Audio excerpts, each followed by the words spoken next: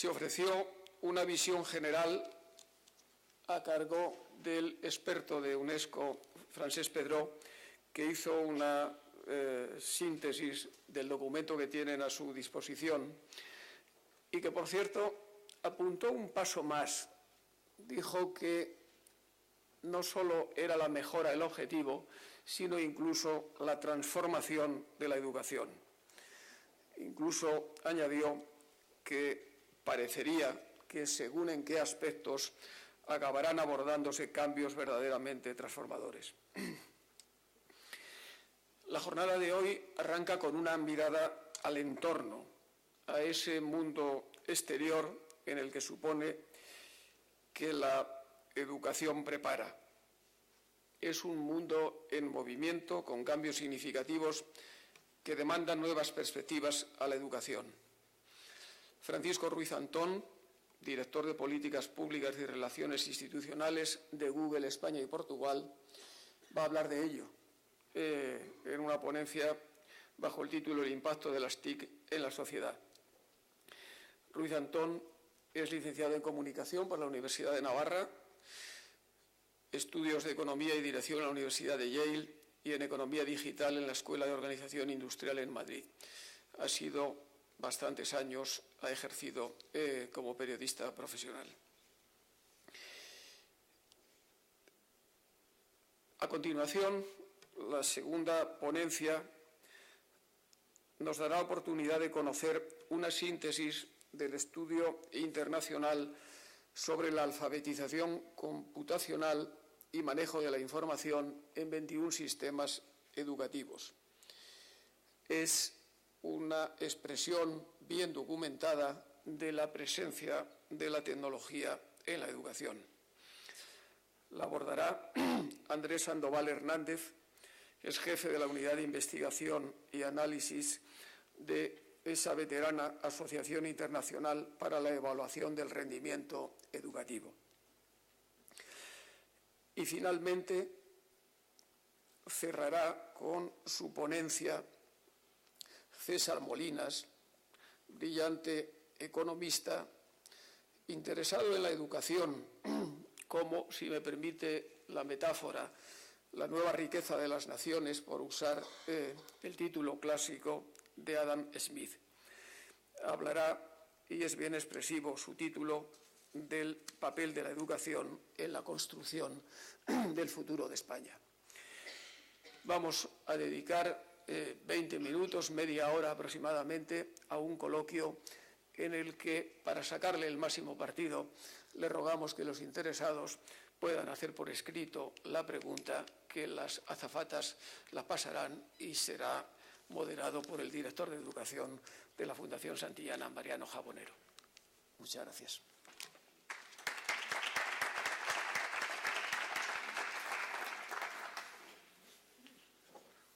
Muy directamente, ¿no? Bueno, pues yo ayer, como la secretaria de Estado, no traigo presentación.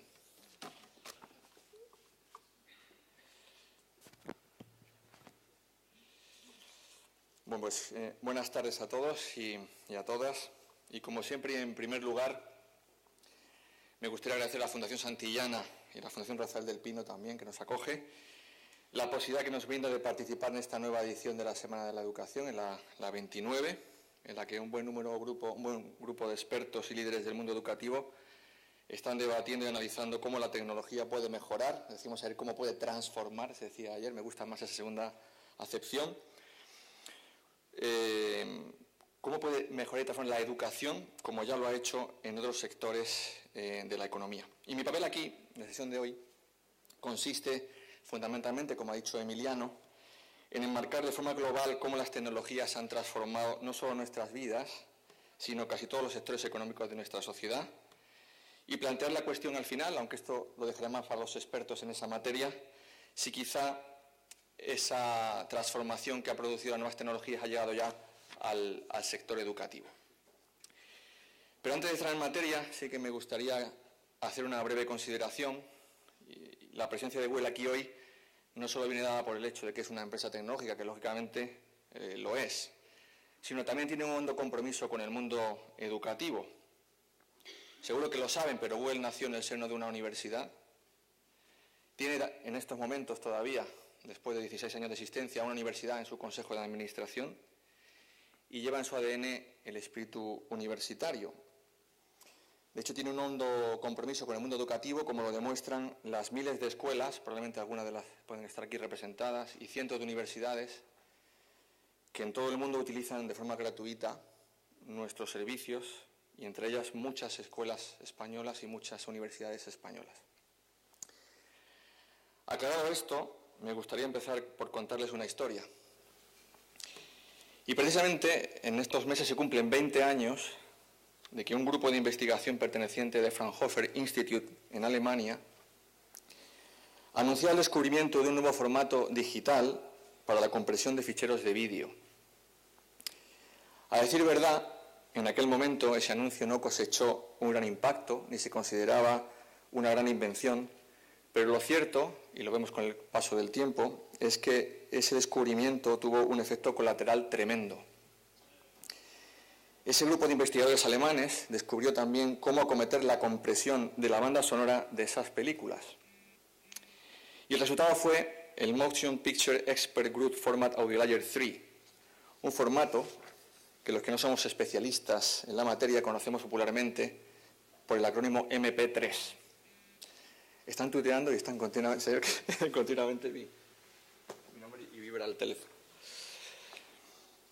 La industria musical, nada más conocer este nuevo formato de audio, concluyó que no suponía una amenaza alguna para su negocio, por la sencilla razón, y ellos pensaban así, que lo que más importaba a los consumidores era la calidad musical de la grabación.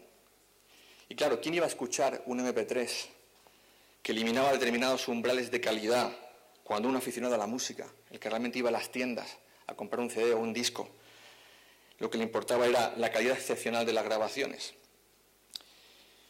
Muy poco tiempo después, Sean Parker, que le sonará por el nacimiento de Facebook, estuvo involucrado en el nacimiento inicial de Facebook, lo conocerán por la película Red Social probablemente, y Sean Fanning, lanzaban un revolucionario sistema de distribución de archivos denominado Napster, que permitía a los aficionados a la música compartir sus colecciones fácilmente con otros usuarios. Napster se convirtió entonces en el programa que más rápido se ha distribuido entre los usuarios de Internet en toda su historia. Como era lógico, solo unos meses después, la industria musical demandó a Napster y a sus fundadores por las infracciones de propiedad intelectual, como es lógico. Y los tribunales dieron la razón a la industria musical. Esa demanda provocó a su vez que Napster, que como digo había sido el programa que más rápidamente se había extendido por todo el mundo, fuera a su vez el que más rápidamente desaparecía entre los usuarios. ¿Y en qué me quiero fijar en esto? Si la filosofía de Napster hubiera sido únicamente música gratis, que es lo que pensaba la industria musical entonces, la industria musical no habría cambiado como lo ha hecho ahora. Pero inesperadamente, y todos somos usuarios de ello, surgieron otros modelos que también utilizarían el formato MP3 y que en este caso sí respetaban los derechos de propiedad intelectual. Y hablamos de plataformas que todos conocen como Pandora o como Last.fm o incluso antes iTunes, luego fue Spotify, después vino Amazon que también vendería música y Google Play y así otros y otros. Unos con mayor éxito y otros con menos. Pero lo que sí parece claro es que el formato MP3 y Napster provocaron un verdadero terremoto en la industria musical y la cambiaron de forma radical. Podemos decir que la industria discográfica ganó la batalla de Napster, pero podemos decir también que con la perspectiva del tiempo perdió la guerra en el sentido de que se tuvo que transformar. Esa industria es hoy, unos años después, una industria radicalmente diferente, que ha asistido atónita a un cambio de patrón inaudito en la forma en la que se consume música hoy día. Hoy los usuarios tienen el poder y el control de decidir qué quieren consumir y cómo hacerlo. De hecho, compran canciones más que CDs o álbumes. Incluso en qué momento. Aquí está el verdadero giro copernicano que ha provocado la tecnología. Los responsables de la industria musical no eran estúpidos, evidentemente, e incluso ellos tenían acceso a las mismas herramientas y servicios en Internet que los demás. Pero en su cómoda posición de años no podían imaginar cómo iban a cambiar las cosas. Y de hecho, creo que se equivocaron. Hasta el punto de que no han tenido más remedio, como decía antes, que si querían sobrevivir, adaptarse a un nuevo modelo exigido por el consumidor, en el que ellos ya no tienen todo el control de la cadena de producción y de distribución.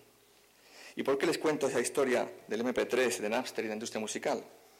Porque creo que en parecidos parámetros la tecnología ha ido transformando muchos otros sectores de la economía y de nuestra sociedad. Piensen, por ejemplo, en el vídeo, en los libros, los periódicos, los viajes, las compras de todo tipo, el ocio, el entretenimiento, la moda, muchísimos sectores. Y les lanzo otra pregunta. ¿Ha llegado ya esa transformación al mundo educativo? Evidentemente o afortunadamente, el mundo de la educación no es la industria musical, porque la educación, además de ser un derecho fundamental, tiene una importancia básica en el desarrollo de cada persona y, por ende, en el de un país. E intentemos abordar una posible respuesta a esa cuestión un poco más adelante. Detengámonos unos minutos, que es la tarea que me han encomendado a mí en esta intervención, echando un vistazo rápido a lo que ha supuesto la revolución tecnológica, de la que, sin darnos cuenta, estamos siendo todos verdaderos protagonistas. En términos de uso, en este momento, más de 2.800 millones de personas en todo el mundo utilizan Internet. Es decir, están interconectadas. Esa cifra se ha duplicado en los últimos 5 años. Si lo piensan bien, nunca se ha producido este fenómeno con anterioridad en la historia. Nunca tantos centros de conocimiento han estado interconectados y con tan fácil acceso como ocurre ahora. Y de acceso al conocimiento es de lo que saben los docentes y los protagonistas del mundo educativo, como son ustedes. Pero estamos hablando de 2.800 millones de personas, que es casi 1/3 de la población mundial. Y eso significa que nos quedan todavía por incorporar o por conectar nada más y nada menos que casi 5.000 millones de personas. ¿Se imaginan ustedes cómo podemos progresar cuando toda esa población que aún no tiene acceso pueda volcar todo su talento en la red de redes, gracias a la oportunidad que las nuevas tecnologías pueden representar para su acceso a la educación? ¿Cuántos problemas incluso que tenemos ahora mismo podrían resolverse de forma más rápida incluso gracias a la tecnología y al talento y capacidad de esos 5.000 millones de personas que aún no tienen acceso a Internet? Podemos pensar en retos increíbles. ¿Por qué no? Podemos pensar, por ejemplo, en una más rápida erradicación del hambre en el mundo o por hacer más accesible la educación. O en los problemas de distribución del agua, pensemos en la nanotecnología. O piensen en el futuro en las impresoras 3D, que eliminarán el coste de llevar a un mercado lejano un determinado producto al que antes no se podía acceder porque quizá no era rentable. No es de extrañar que Peter Diamandis, impulsor de la Singularity University, haya publicado un bestseller en el que habla de que nos espera una era de la abundancia. Su libro se llama Abundance y es el fundamento de los que se llaman y se denominan tecnooptimistas. Pero vamos a las cifras. Existen hoy día más de 600 millones de sitios web en el mundo, cuando hace 10 años no llegaban ni a 1.000. En solo un minuto en el que estoy aquí hablando, se suben 300 horas de vídeo a YouTube.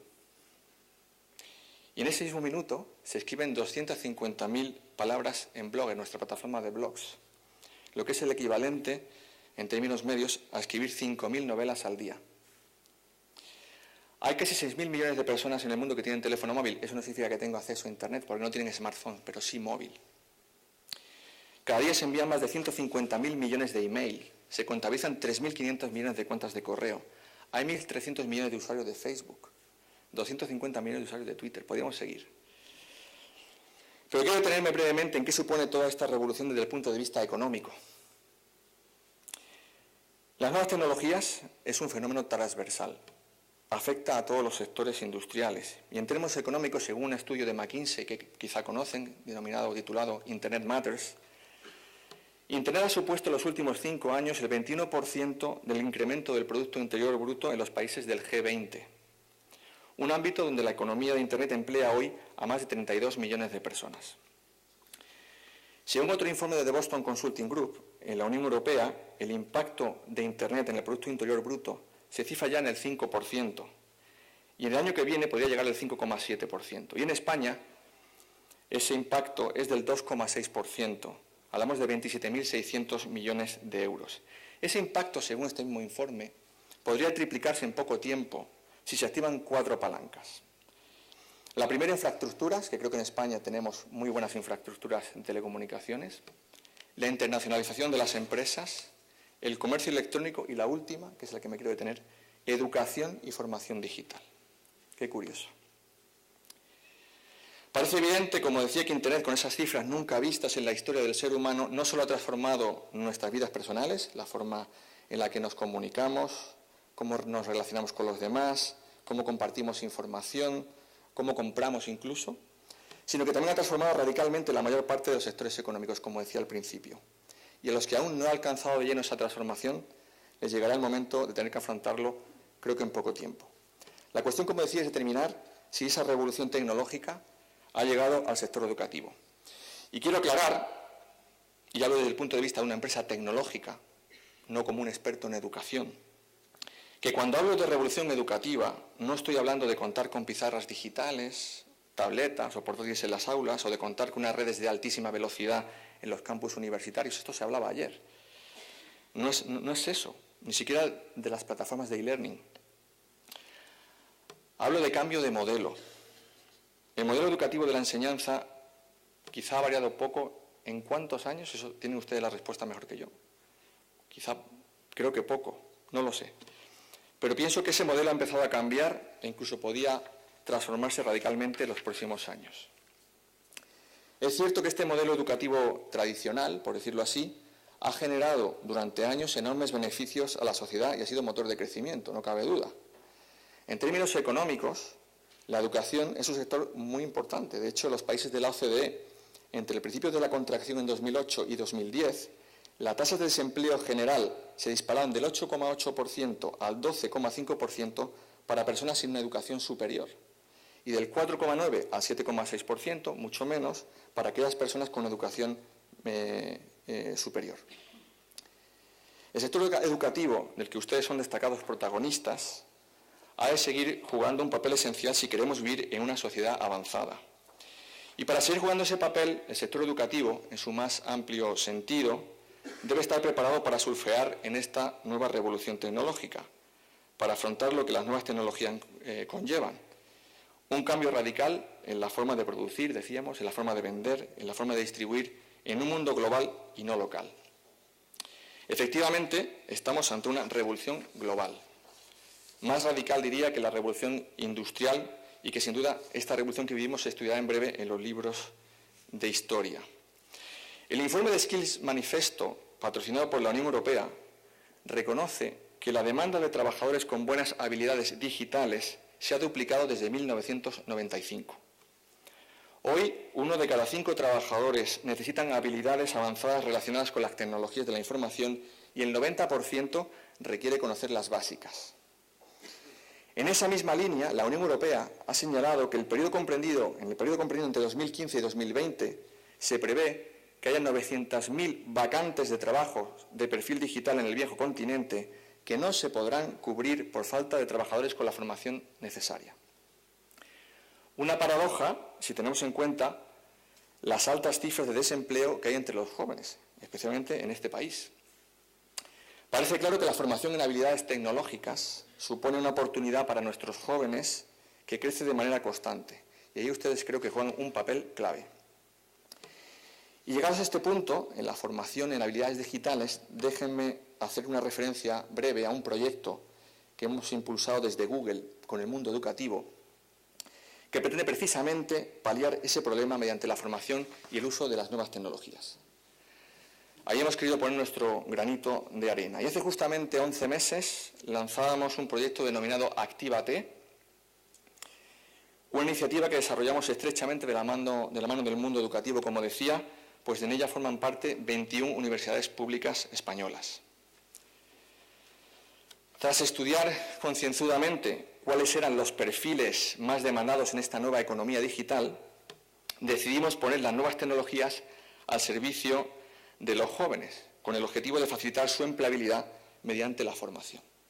Y así, a través de cursos offline y online, desde marzo de 2014 a diciembre del año pasado, más de 182.000 jóvenes españoles se han registrado en estos cursos sobre marketing digital, analítica de datos, comercio electrónico, diseño de aplicaciones, productividad en la nube, etc. De ese montante, 35.000 jóvenes ya han obtenido su certificación y están, pensamos, en mejores condiciones de encontrar un puesto de trabajo. Además de la formación presencial, que se ha llevado a cabo, como decía, en esas 21 universidades, cubriendo 25 ciudades españolas, Activity ha ofrecido también esa formación a través de MOOCs, como refería ayer la Secretaria de Estado. Esos cursos masivos, abiertos y online.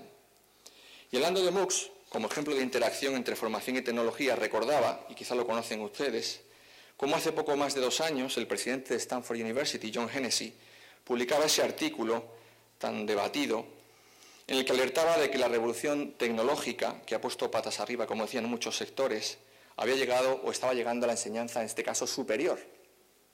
Y él hablaba, también salía ayer, de un tsunami, un fenómeno de ese alcance que él consideraba o considera que va a cambiar de forma radical el modelo educativo. Como decía, el presidente de Stanford hablaba de un tsunami y su epicentro lo situaba precisamente en los MOOCs, que ustedes conocen. Y la historia de los MOOCs está por escribir, por el simple hecho de que es un fenómeno reciente, pero ni siquiera su más afamados impulsores, Sebastian Thrun, que fue quien junto con Peter Norvig puso en marcha ese curso sobre inteligencia artificial en Stanford, al que asistieron se apuntaron 160.000 jóvenes, conocen cuál es el futuro de esta historia.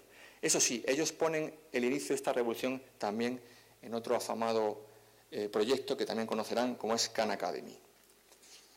Salman Khan, de 36 años y broker hasta 2004, empezó a grabar unos vídeos educativos sobre matemáticas para su prima Nadia, que subía a YouTube. Y a partir de ahí todo fue mágico. Hoy día ya no es broker, se dedica a utilizar las nuevas tecnologías para democratizar la educación y el resultado es abrumador. 6.500 vídeos que ya han sido utilizados por 15 millones de alumnos y un total de 235 millones de lecciones impartidas. Khan Academy, que también cuenta con sus detractores, fue para algunos parte del germen de esta revolución educativa que llegó pronto a la universidad cercana como es Stanford. Como decía antes, Sebastian Thrun y Peter Norvig decidieron experimentar en la universidad a través de MOOCs.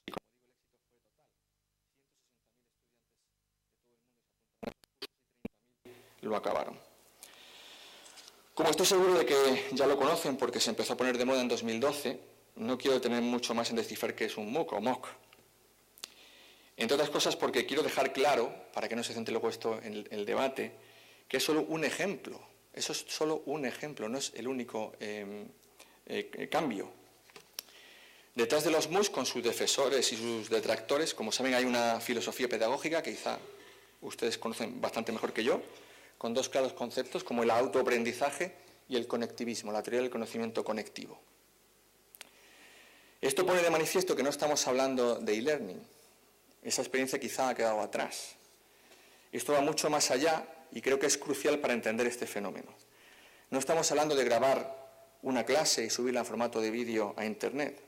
No estamos hablando de poner unos ejercicios en la red. Es algo que va mucho más lejos y que es lo que realmente puede revolucionar, según Thrun y Norvig, el mundo educativo. Decimos autoaprendizaje y conectivismo. Y al igual que los usuarios, como ponía el ejemplo de la música, optaron por comprar canciones en mayor medida que adquirir CDs o álbumes de música, en el sector educativo podía empezar a producirse algo parecido, especialmente la educación superior. Permítame unas preguntas quizá un poco provocadoras. ¿Ha llegado quizá el momento de que el mundo educativo se plantee pasar de un modelo de tiempo cumplido a un modelo de cosas aprendidas? Eso también salía ayer. ¿Ha llegado el momento de pasar de un modelo cerrado en el que se impone lo que debes aprender a otro en el que el estudiante se puede configurar lo que necesita aprender? Y el segundo concepto de esta filosofía es el conectivismo, el conocimiento conectivo, cuya traducción correcta al español quizás sería conectismo, que es una teoría del aprendizaje en la era digital que fue desarrollada por Josh Simmons y Stephen Downes para explicar el efecto que la tecnología ha tenido sobre la manera en que vivimos y nos comunicamos. Esa teoría pedagógica probablemente, no lo sé, sea un disparate o no. El tiempo lo dirá, pero yo no creo que invalida ese fenómeno que estamos viviendo y que estamos experimentando. Según un informe de la UNESCO, en el año 2025 el mundo contará con 100 millones de estudiantes universitarios más que ahora. Para atender a toda esa nueva gente mediante los métodos tradicionales que utilizamos, sería necesario construir más de un campus nuevo universitario por semana durante los próximos 10 años. Eso no parece posible ni viable en una época de crisis económica como la que nos encontramos. Quizá puedan pensar que no le estoy hablando de nada nuevo, que Internet y los dispositivos ya están en las aulas, que hay prestigiosas entidades educativas líderes en enseñanza online, y como decía, no les hablo de eso. La enseñanza online, el e-learning, es una fase anterior que puede empezar a estar superada. Les hablo de otra cosa que es como la punta de un iceberg, de un fenómeno que, como ocurrió con los medios de comunicación o como ocurrió después con Internet, modifica radicalmente los patrones de interacción entre el emisor y el receptor, entre la fuente de conocimiento y el receptor del mismo. El modelo de enseñanza tradicional se ha centrado siempre, creo yo, en un modelo que podríamos decir de uno a uno o de uno a unos pocos. La enseñanza online ha permitido ir más allá y llegar a un modelo incluso de uno a muchos. Pero la tecnología está generando ya quizá otro nuevo modelo, que podemos decir que va en 4 líneas: del uno al uno, del uno a muchos, del muchos a uno y del muchos a muchos. Quizá ha llegado el momento de olvidar el modelo en el que el sabio sube a un escenario y un grupo de alumnos se dedica a tomar notas para afrontar una evaluación. O quizá ha llegado el momento de pasar a un modelo en el que debemos exigir a los estudiantes que sean capaces de dominar el material online básico, que lo aprendan a su ritmo y que el aula se convierta en un emplazamiento, a veces sin paredes, para la experimentación. Lo que sí parece claro, y voy concluyendo, es que ha llegado el momento de aprender a utilizar las nuevas tecnologías para crear comunidad intelectual, para despertar inquietudes y huir así del triste modelo de llegar, escuchar, marcharse y olvidar. Y aquí no hablamos ni discutimos, por supuesto, el valor de la educación en sí misma. Pensar eso creo que sería incurrir en el error de la industria discográfica. Planteamos si hay que cambiar la forma de transmitir conocimiento, competencias y habilidades de pensamiento en una sociedad mucho más compleja. Napster cambió las reglas de la industria musical.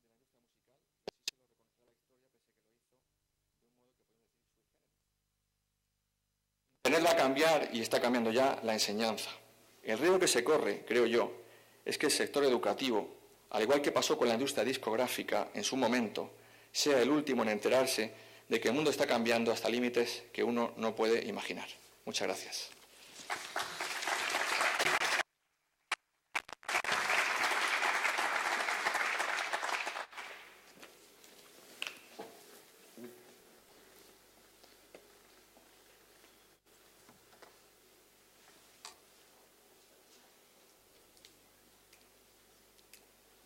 Okay.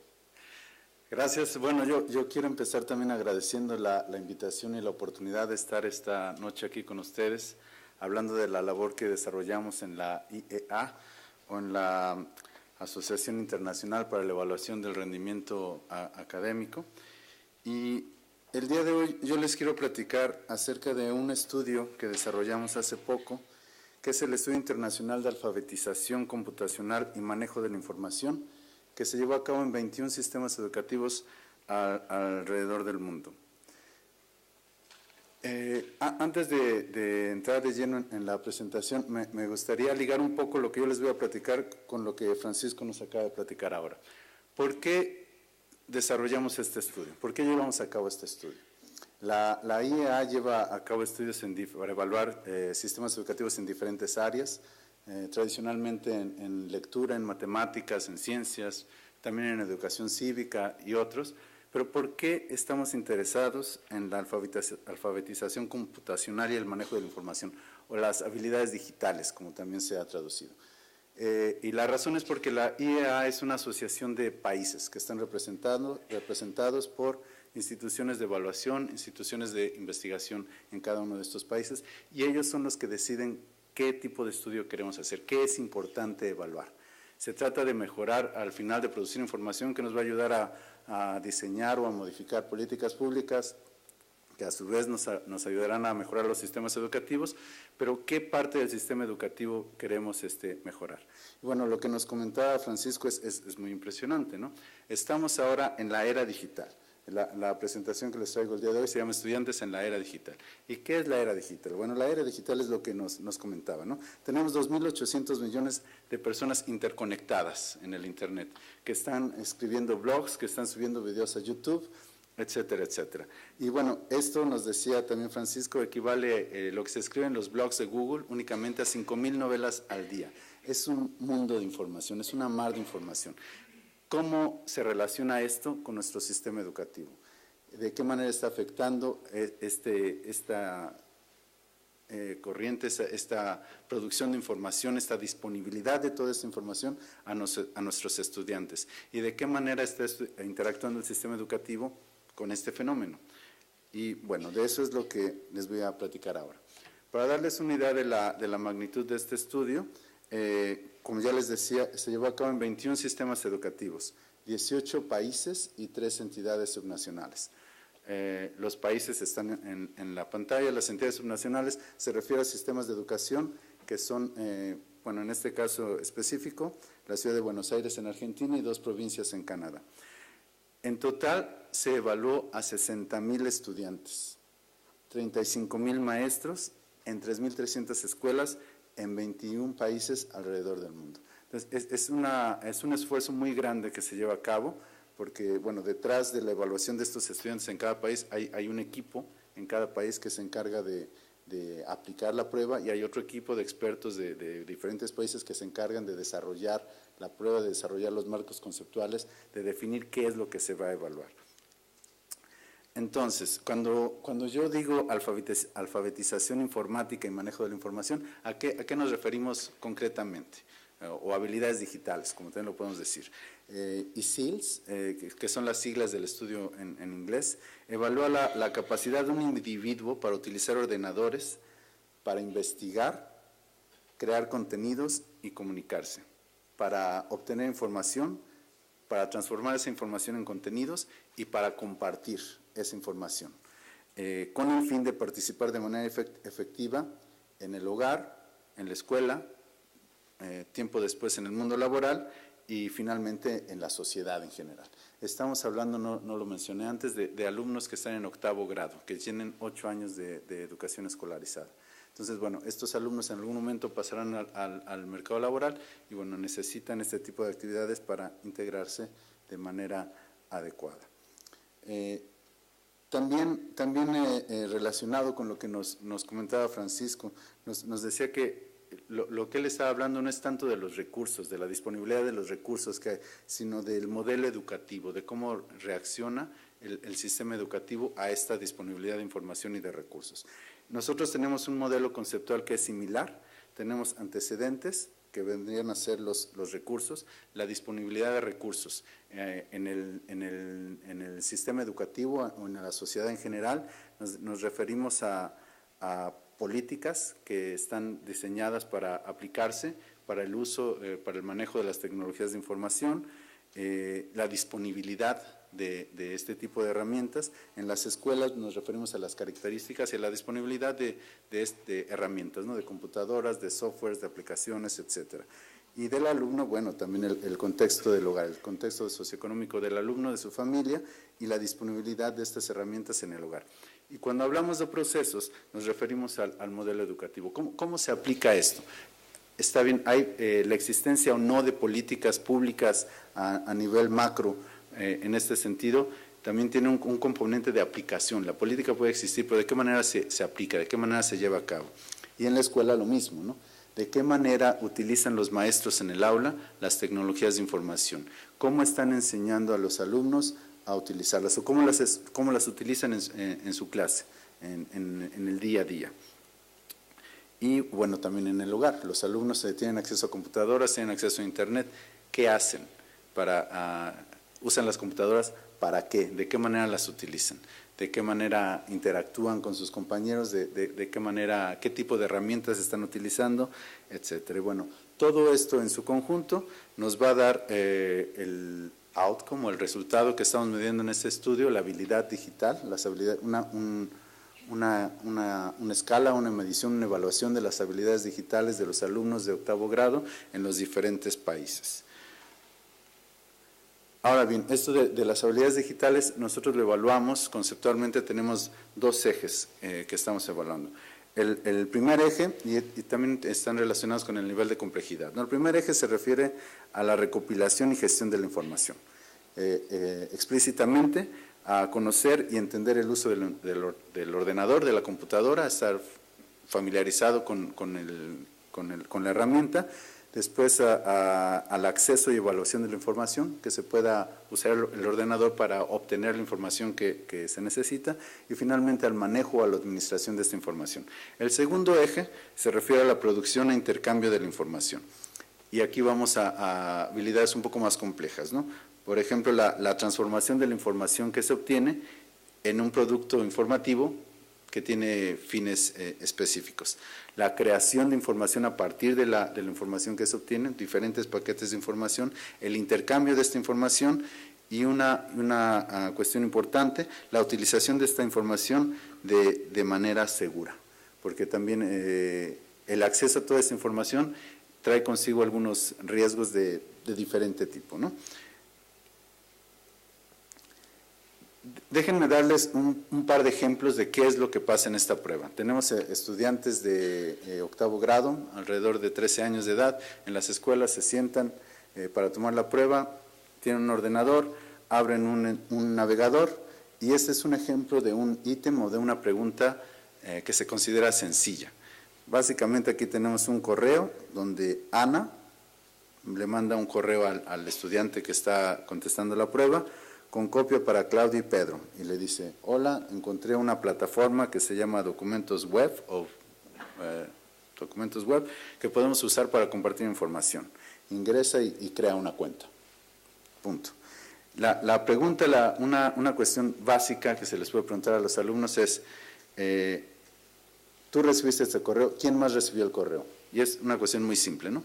Si son capaces de identificar el campo de con copia para y ver quién lo recibió. En este caso, bueno, Claudio y Pedro recibieron el correo. Si contestan eso, tienen la pregunta correcta. Y vamos a ver, estos son los resultados para esa pregunta en particular. Como podemos ver, por ejemplo, en países como Noruega, alrededor del 85% de los alumnos son capaces de identificar para qué sirve el campo en un correo electrónico de con copia para y de saber quién identificó el correo. Y hay algunas diferencias, pero llama la atención, por ejemplo, en Tailandia y en Turquía, que únicamente alrededor del 30% de los alumnos de 13 años son capaces de identificar esta cuestión que se considera simple, ¿no? Otro ejemplo de un ítem difícil, que se considera difícil o de nivel de competencia 4, les voy a hablar de esto en un minuto, tiene que ver con la seguridad de la información. Mismo caso, están sentados ahí, reciben un correo electrónico que les pide que accedan a un sitio de internet para cambiar el password de su cuenta de documentos web. Y hay una parte del correo que está resaltada en amarillo, que es el remitente del correo, ¿no? Entonces se les dice, este correo electrónico está tratando de engañarte para obtener tu contraseña, tu password. ¿De qué manera la sección resaltada indica que este correo electrónico puede ser un engaño? Y esta es una pregunta abierta. Bueno, la respuesta correcta en este caso sería que se usan diferentes direcciones en cada país, pero si es una cuenta que dice, por ejemplo, en este caso, security@yahoo.com, y te están pidiendo tu password de documentos web o tu password del banco, bueno, ahí tú puedes darte cuenta de que hay algo mal con esto, ¿no? Este es un ítem que se considera más difícil, y como pueden ver, bueno, el porcentaje de alumnos que responden correctamente también es mucho menor, ¿no? Otra vez, en Dinamarca, las provincias de Canadá, en la República Checa, tenemos los porcentajes más altos, pero en países otra vez como Tailandia y Turquía, tenemos porcentajes muy bajos de alumnos que corresponden correctamente. Llama la atención, por ejemplo, Alemania, sería un poco una sorpresa porque muy pocos niños pudieron contestar esta pregunta de manera adecuada. Estos ítems que les mostré como ejemplos están ubicados en diferentes niveles de competencia, porque al final nosotros tenemos una escala para evaluar las habilidades digitales y para tener una referencia de qué significa 500 puntos o 600 puntos, lo construimos niveles de desempeño. Y estos niveles de desempeño son 4, el nivel 1 es el más bajo, el nivel 4 es el más alto. En el nivel 1, como les decía, es básicamente que los alumnos estén familiarizados con el uso de una computadora y lo que pueden hacer con ella. Normalmente los alumnos que alcanzan el nivel de competencia número 1 pueden abrir un link, pueden hacer clic en un link para abrir un sitio web, pueden utilizar un software para copiar y pegar imágenes en Word o en PowerPoint o en editores de texto en general. Pueden resaltar parte del texto como título, pueden dar formato simple a un documento, etc. Una vez que pueden hacer esto, el siguiente paso sería la búsqueda y localización de la información, ¿no? Esto nos llevaría al nivel 2, donde los alumnos pueden agregar contactos a un sitio colaborativo, insertar información en una hoja de cálculo, en una celda en específico, acceder a un sitio web que se presenta como texto plano, básicamente es copiar la dirección, pegarla abrir un navegador, pegarla ahí e ir a la dirección, etc. El siguiente nivel se refiere a habilidades que tienen que ver con una perspectiva crítica y la autonomía para la recopilación de la información y para la creación de productos de información. Los alumnos en el nivel 3 normalmente son capaces de evaluar la confiabilidad de la información en un sitio web que es crowdsourced, como Wikipedia o como un blog, por ejemplo. Pueden seleccionar información relevante de acuerdo a criterios dados, a criterios explícitos, seleccionar imágenes que son adecuadas para representar un proceso y adaptar la información y controlar el manejo de una presentación, entre otras habilidades, ¿no? Después viene el nivel más alto que se refiere a la precisión, eficiencia y control al recopilar la información para la creación de productos de información. Eso tiene que ver más con el pensamiento crítico, que puedan discernir qué es confiable, qué no, para qué fines y para qué fines es más adecuado utilizar algo diferente. Ejemplos son evaluar la confiabilidad de los contenidos promocionales en un sitio web comercial, seleccionar la información relevante de un motor de búsqueda cuando tienes diferentes o muchos resultados en el motor de búsqueda, saber diferenciar cuáles son los resultados que son relevantes y que son confiables y que son correctos en general, ¿no? Reconocer la diferencia entre requerimientos legales y técnicos cuando se utilizan imágenes en un sitio web, entre otros. Y estos son los resultados que tenemos. Las barras que valen al 100% es el 100% de los alumnos, y nos dice qué porcentaje de los alumnos se ubicaron en cada nivel. El nivel más bajo que tenemos aquí es por debajo del nivel 1. Estos son el porcentaje de alumnos en cada país que ni siquiera alcanzaron el nivel 1. Y bueno, tenemos en general muy parejo, con la excepción probablemente otra vez de Turquía y Tailandia, donde más del 60%, casi el 70% de los estudiantes en Turquía no alcanzaron ni siquiera el nivel de competencia más básico. Y el nivel de competencia más alto, en general fueron muy pocos alumnos en todos los países que evaluamos, y es más o menos parejo, ¿no? Pero vemos que en Corea, por ejemplo, el 5% de los alumnos alcanzaron este nivel más alto, lo mismo en Ontario, en Canadá, y en la República Checa el 4%, etcétera, etcétera, ¿no? Esto es solo para darnos una idea de cómo se distribuyen los resultados en esta prueba, ¿no? Y después, bueno, por supuesto, algo que hay diferencias hacia dentro de cada país y hay diferencias entre países. ¿A qué se deben esas diferencias? Como les mostraba al principio, el marco teórico, también recopilamos información del sistema, de los hogares, de las escuelas, de las prácticas de enseñanza en el aula, etcétera. ¿A qué se deben estas diferencias, ¿no? Entonces, algo que identificamos con estos resultados es que mayormente en todos los países las niñas obtuvieron mejores resultados que los niños, las chicas, y lo hicieron mejor que los chicos. Y esto fue un poco sorprendente para mucha gente porque se tenía la idea de que el uso de las computadoras es más una cosa de niños que de niñas, pero bueno, en este caso, para las habilidades específicas que estamos evaluando, las niñas lo hicieron mucho mejor. Y aquí tenemos en esta gráfica la diferencia en puntos. En todos los casos es favoreciendo a las niñas. Y vemos que en Corea, por ejemplo, es cerca de 40 puntos de diferencia en promedio entre niños y niñas. Y en Turquía, que bueno, Turquía había estado bastante, no muy bien en términos generales en los resultados de la prueba, pero en términos de equidad de género es el país más equitativo, es donde se encontraron menos diferencias, al menos, ¿no? Pero tenemos otras, en Canadá, por ejemplo, que en general le fue muy bien en términos generales, tiene una brecha de género que es muy amplia, ¿no? Algo que no fue muy sorprendente, pero que queríamos verificar, es, por ejemplo, una medida que se aproxima a una aproximación para medir el nivel socioeconómico de las familias, podría ser el nivel educativo de los padres. Y esto se asocia positivamente también con el desempeño en la prueba. Mientras más educados están los padres de los chicos, mejor les va en la prueba, ¿no? Y aquí estamos comparando estudiantes cuyos padres tienen nivel secundario básico o menos, contra estudiantes cuyos padres tienen nivel universitario o más, o posgrados, ¿no? Y vemos que la diferencia en promedio es 72 puntos, pero se va hasta 130 puntos en Eslovaquia y puede ser tan poco como 20 puntos en Hong Kong, por ejemplo, ¿no? Obviamente también les preguntamos a los chicos si tienen un ordenador o una tablet o algún dispositivo para acceder a Internet en casa, para procesar textos. Y bueno, la tenencia de este dispositivo en el hogar también se asocia positivamente con el desempeño de los estudiantes en la prueba.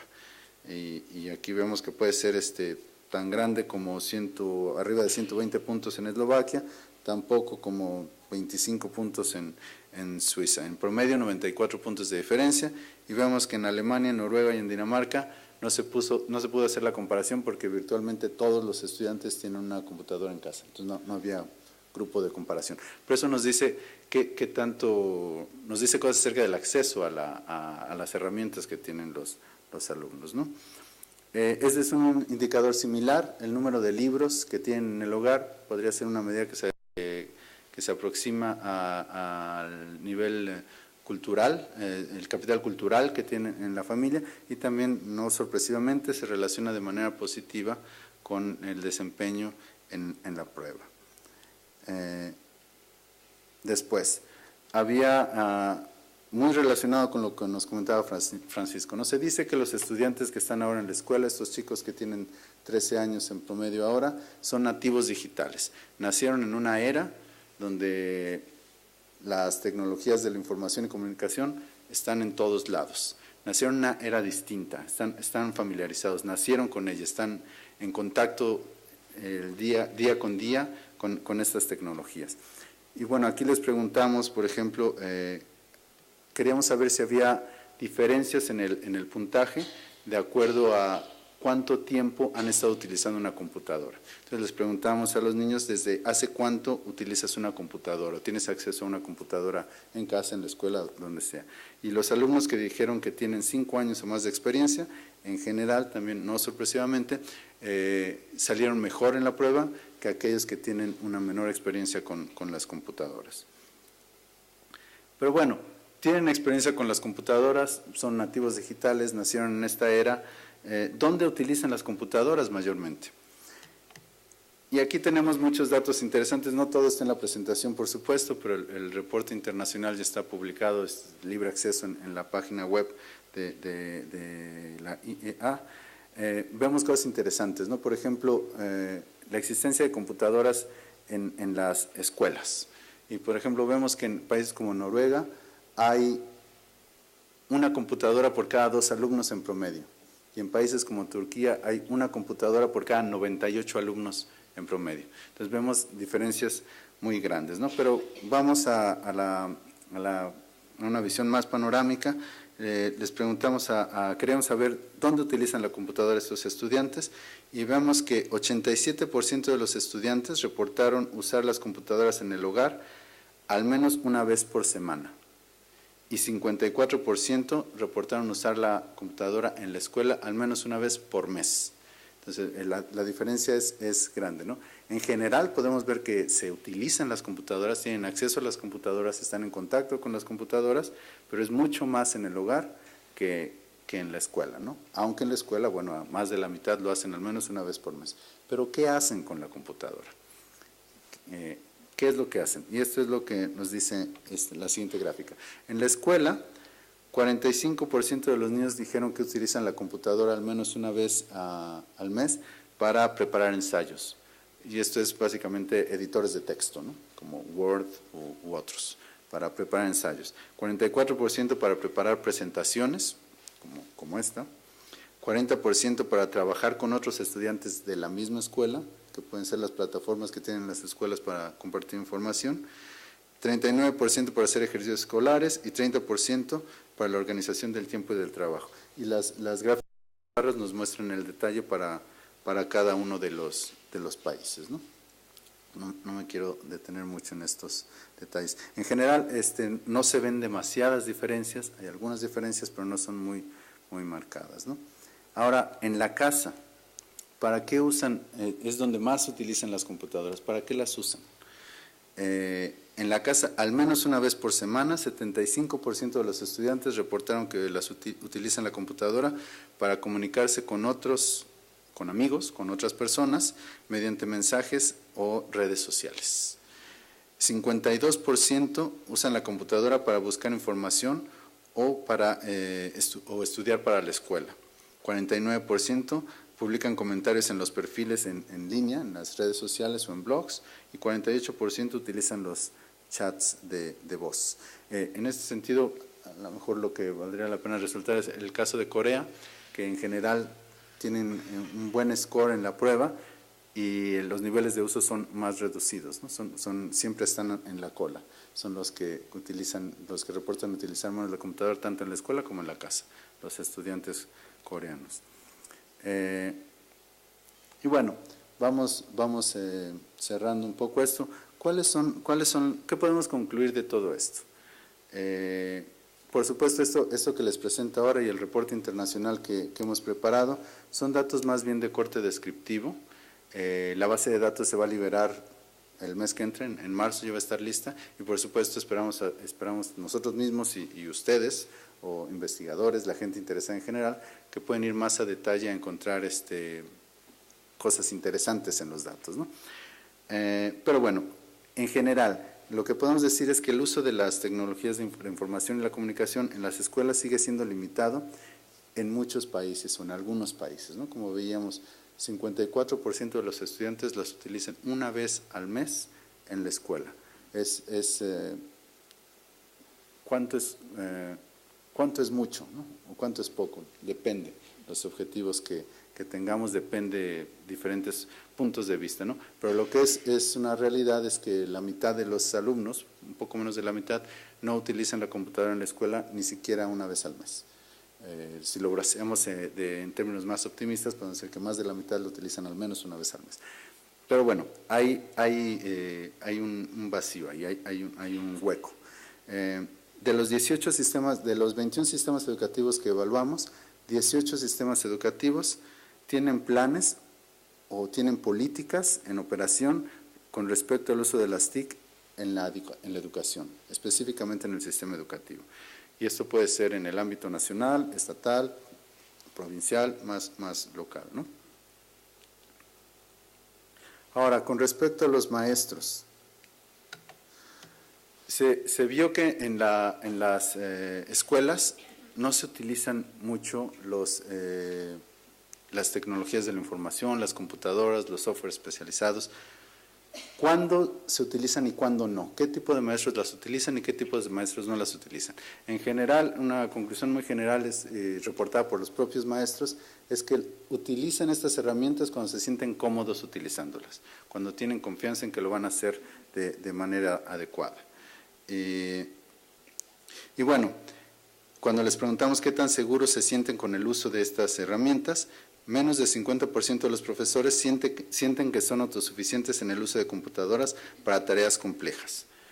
Si desglosamos un poquito este enunciado, vemos que los profesores en general se sienten más seguros para encontrar recursos didácticos en línea, para usar el programa Word específicamente, que es un simple procesador de textos, y para enviar correos electrónicos con un archivo adjunto, que son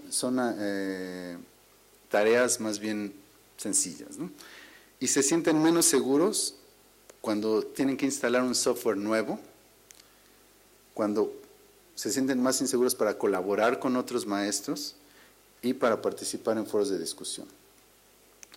Cuando enseñan, cuando los maestros están enseñando para fines de enseñanza, solamente el 4% usan redes sociales, solamente el 3% utilizan programas de simulación y modelado y solamente el 5% utilizan juegos de aprendizaje digitales.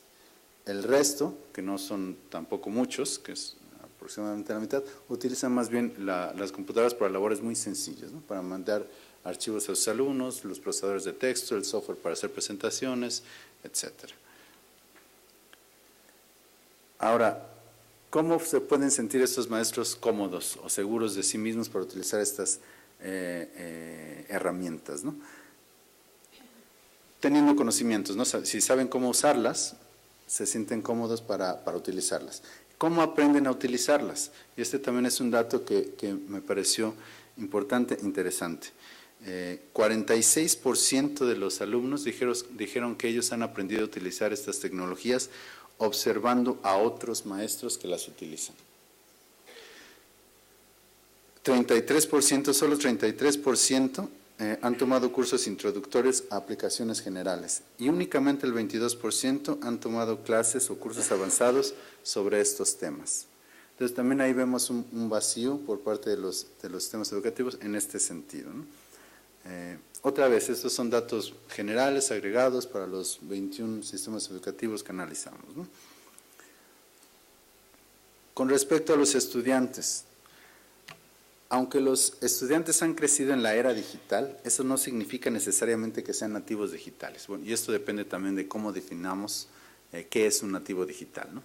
Si la mayoría de los estudiantes piensan que son usuarios experimentados de las tecnologías de información. Cuando se les preguntan, dicen, sí, tengo experiencia, yo puedo hacerlo. 36% han utilizado estos ordenadores desde que tenían 6 años de edad, 6 años y medio de edad. 89% dijeron estar seguros de encontrar información en Internet. Si les pides encontrar algo, van a Internet. 89% dijeron que pueden hacerlo. Sin embargo, únicamente el 2% demostraron pensamiento crítico en la búsqueda y el manejo de esta información. Entonces, no es lo mismo. Están en contacto con esta información, pero al menos las habilidades digitales concretas que evaluamos en esta prueba, dicho sea de paso, estas no son las que la IEA o yo digo que son importantes. Esto se genera, estos conceptos se generan con la participación de expertos, pero de común acuerdo con todos los países. Estas son las habilidades que los países que participaron piensan que son importantes para que los alumnos se puedan desenvolver adecuadamente en el hogar, en la escuela, en el trabajo y en la sociedad, ¿no? Únicamente el 2% demostraron este nivel de competencia más alto. Entonces, 84% tienen el nivel básico en general, que es una gran cantidad, están en contacto con las tecnologías, están familiarizados con ella. 61% tienen al menos el nivel 2, que es el uso básico de la computadora como una fuente de información.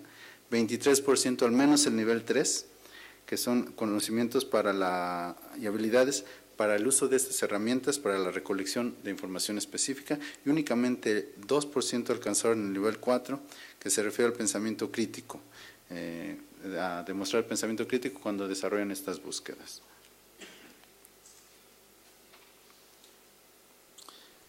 Interesante también, y muy similar para el caso de los maestros, los 3 tipos principales de software que se utilizan en la escuela son los procesadores de texto, las presentaciones y los motores de búsqueda. Los programas más complicados o las piezas de software más complicadas se utilizan muy poco. Los juegos de aprendizaje digital, los registros de datos y herramientas de monitorización se utilizan muy poco en general. Y bueno, esto es todo en parte.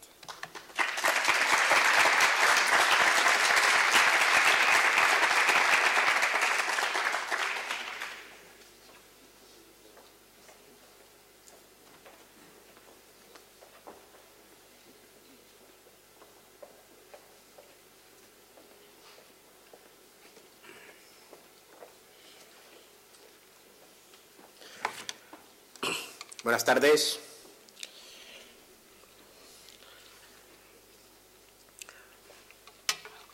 Quiero empezar por agradecer la invitación de la Fundación Santillana y la hospitalidad de la Fundación Rafael del Pino, una vez más, para invitarme a participar en estas jornadas. Y tengo que empezar por decir que yo no soy ningún teórico de la educación, aunque he sido un practicante. He sido profesor de matemáticas en enseñanza secundaria y profesor de economía en la universidad.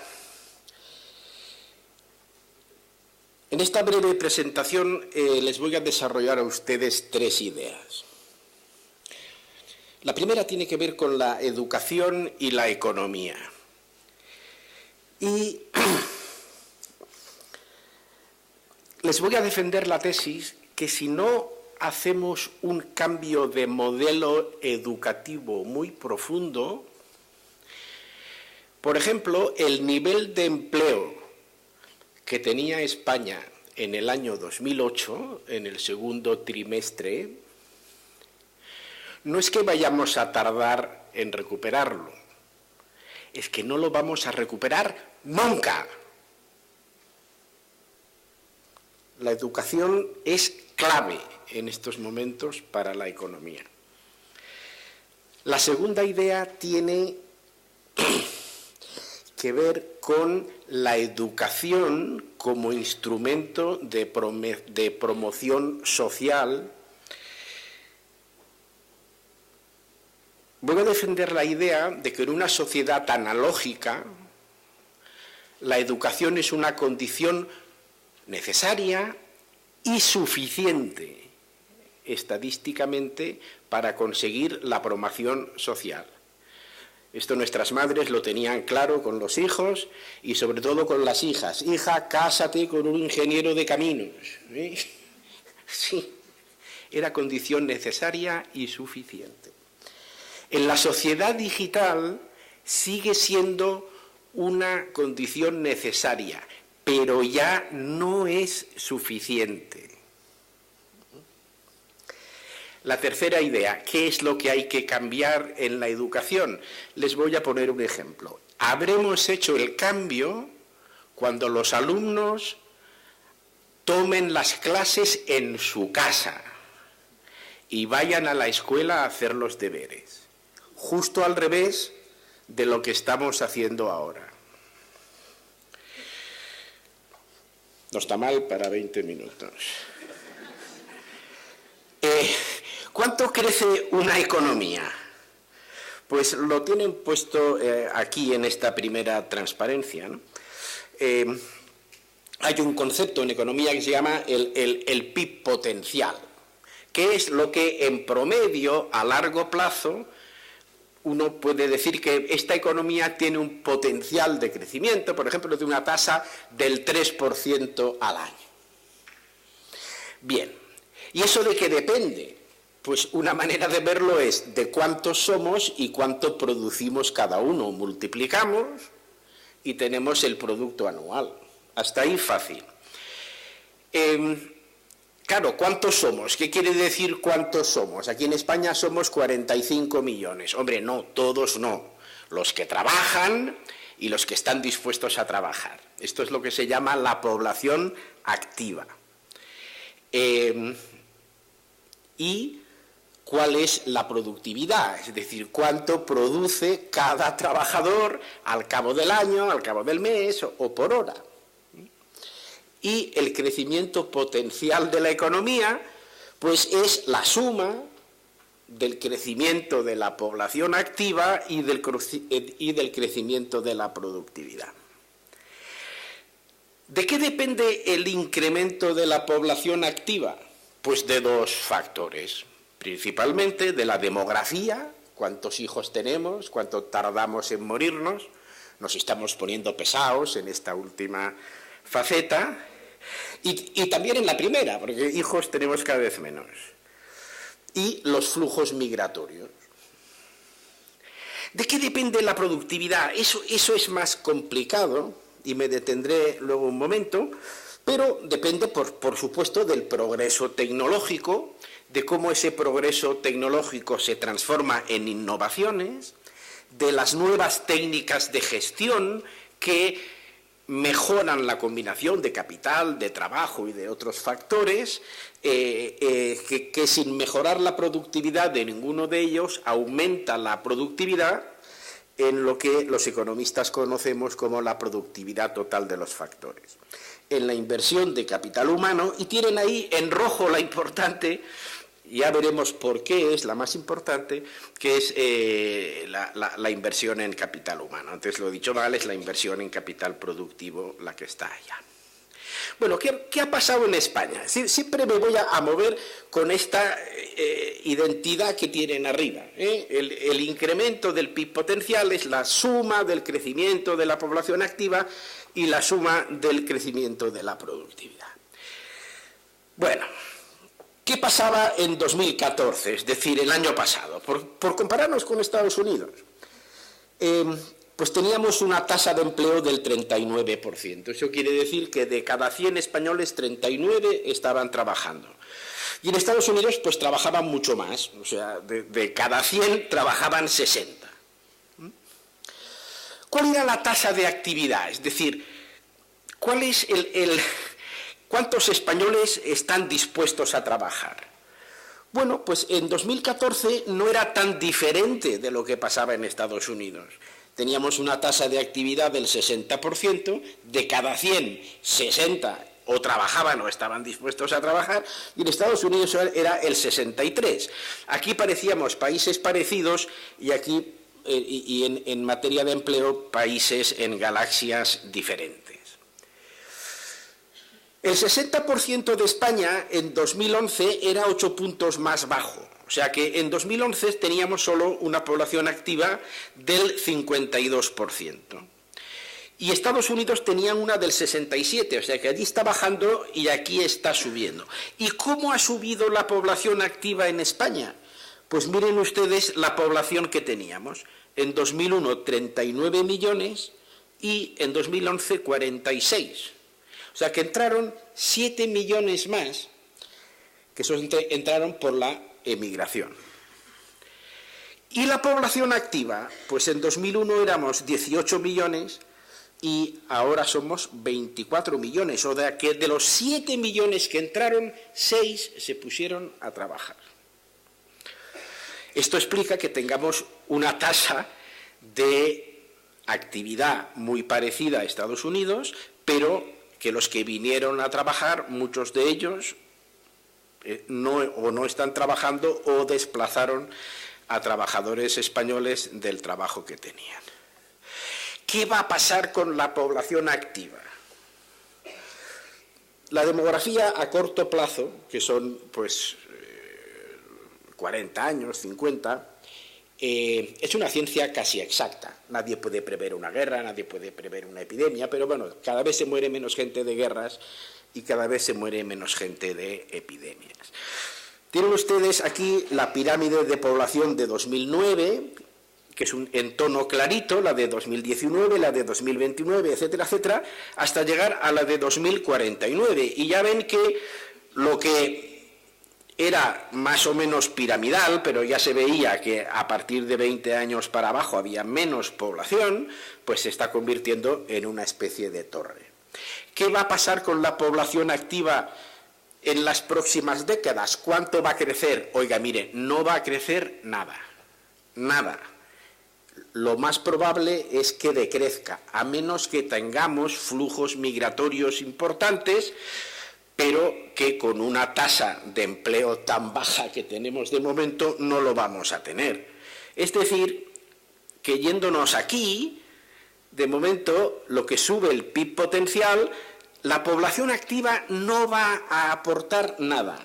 Todo lo que crezca lo tiene que aportar la productividad. Bien, ¿cuáles son los factores que afectan sobre la productividad? Aquí vamos a ver lo que ocurre en la manufactura, que es de lo único que tenemos datos, en la década del 91 a 2010.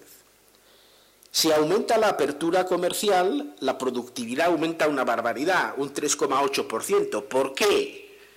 Pues porque las empresas se enfrentan a más mercado y a mayor competencia. Por tanto, este es un factor muy importante. El segundo es cada año adicional de estudio de la fuerza de trabajo aumenta la productividad un 3,1% en promedio y un 7,7% en el último año. Ha ido creciendo esto, la importancia de cada año educativo a lo largo de la década.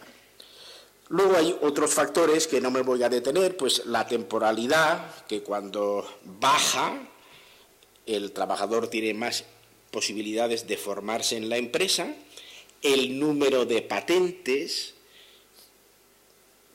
como proxy por la innovación y el ratio capital-trabajo como la inversión en capital físico. Esto es para la manufactura. En España hay manufactura, pero poca, cada vez menos. De hecho, somos un país de servicios que estamos incrementando el peso de los servicios dentro del Producto Nacional. Con lo cual la apertura comercial importa mucho menos, las patentes importan mucho menos, pero sin embargo los estudios y las tasas de temporalidad y la inversión importan mucho más.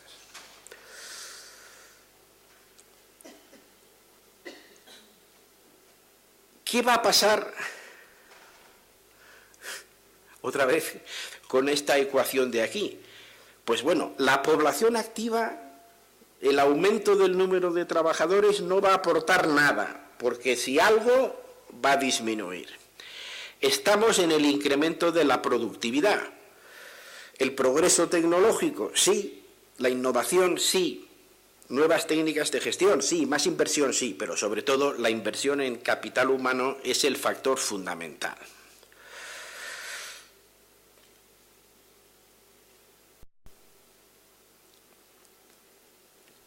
¿Cuánto está produciendo España este año? ¿Estamos muy cerca del potencial o muy abajo? Pues estamos bastante por abajo del potencial, es decir, que si el potencial de España está entre el 1 y el 2%, que es lo que saldría si no creciera la población activa, pues podemos estar creciendo al 3 y al 4 durante un tiempo. Hay margen para crecer más, pero vamos a ver. Es más fácil hacer la cuenta de la vieja en términos de paro, que es lo mismo que hacerla en términos de PIB. España tiene ahora un 23,5% de desempleo, del cual el desempleo que tiene causas económicas es solamente el 5,5%. Estos son los cálculos del BBVA. El resto es un desempleo estructural. ¿Qué quiere decir un desempleo estructural? Pues es aquel que para eliminarlo hay que cambiar leyes. Y déjenme que les ponga un ejemplo. Nosotros tenemos un salario mínimo que está establecido por ley y que se establece pues, por condiciones de justicia, de dignidad de la persona, de lo que sea, en una decisión tomada libre, democrática e informadamente. Vamos a suponer que sea 700 euros al mes más el 30% de cotizaciones sociales, impuestos, etcétera. Nos ponemos en números redondos los 1.000. Luego hay unas subvenciones y tal, pero sigo con los 1.000. Al empresario le cuesta 1.000 para que el trabajador reciba 700. Pero luego, claro, si lo despide lo tiene que indemnizar. Hay una serie de inseguridad jurídica. Es decir, ¿cuánto tiene que producir un trabajador al mes para que el empresario le pague 700? Pues nos vamos a los 1.500, fácil. Bueno, bien. Esto se hace por razones, ya digo yo, morales, de justicia, éticas. Ahora, ¿Qué va a pasar con el que al mes no produce 1.500? ¿Quién le va a contratar? Ese es el pequeño problema que tienen esas decisiones democrática, libre e informadamente tomadas. Eso forma parte de ese 18% de desempleo estructural. Y así podríamos añadir. La reforma de la educación afecta a ese 18% de desempleo estructural, a esos que no producen 1.500 euros al mes y por tanto no les van a contratar aunque la economía vaya bien, aunque la economía vaya bien. Por eso, si no conseguimos hacer la reforma de la educación, que es muy difícil de hacer, porque choca contra la indiferencia de la sociedad española y una miríada de intereses creados, no creceremos. Creceremos en promedio, en tendencia, entre el 1 y el 2. Y el pico del empleo del año 2008 no lo recuperaremos nunca. La educación. Esto no es una sociedad analógica, pero se le parece. Y es muy fácil coger una campana de Gauss y decir, bueno, vamos a definir la estructura de clases de la sociedad conforme a la media, ¿no? Aquí yo he puesto de una manera totalmente arbitraria y a puros efectos ilustrativos, llamo clase trabajadora a los que tienen rentas menores que la media. Bien. Y luego le voy añadiendo a la media desviaciones estándar. La clase media baja, pues sería la media más una desviación estándar. La clase media alta, pues de una manera totalmente arbitraria le pongo 2 desviaciones estándar. La plutocracia, pues claro, sería el 0,3% de la población que sostienen pues una renta elevadísima. Vuelvo a mi mamá, ¿no? Hijo, estudia, porque si eres notario o aunque seas fresador, vas a moverte hacia la derecha por esa campana de Gauss y vas a ir subiendo en el estatus social. La sociedad analógica, yo digo, no es la distribución de la renta una campana de Gauss, pero se le parece. ¿Cuál es la diferencia entre una sociedad analógica y una sociedad digital? Y aquí tengo una foto de un personaje que se llamaba Alexei Stayanov, de quien viene el concepto stajanovismo. El camarada Stayanov, en 1935, extrajo él solito 102 toneladas de carbón en 6 horas y le proclamaron héroe del trabajo de la Unión Soviética. Era el tipo que sacaba más carbón. Vamos a suponer que le pagaban 1.000 rublos al mes, no lo sé, me lo estoy inventando. Un buen trabajador, que no fuera tan bueno como Stayanov, que sacara el 80% de toneladas de carbón. ¿Cuánto debía cobrar lógicamente? Pues el 80% del salario de Stayanov. O sea, los economistas creemos, contra toda evidencia empírica, que los salarios dependen de la productividad, ¿no? Esta es la sociedad digital que da lugar a esta campana de Gauss. Esta es la campana del héroe de la Unión Soviética. Claro, en el mundo digital no es así. Instagram cobró 10.000 millones de dólares cuando se vendió a Facebook por la aplicación de fotografía. ¿Cuántos empleados tenía Instagram? 11. ¿A qué empresa sustituyó? A Kodak. ¿Cuántos empleados tenía Kodak? 165.000. 11 contra 165.000. La economía digital es una economía de campeones.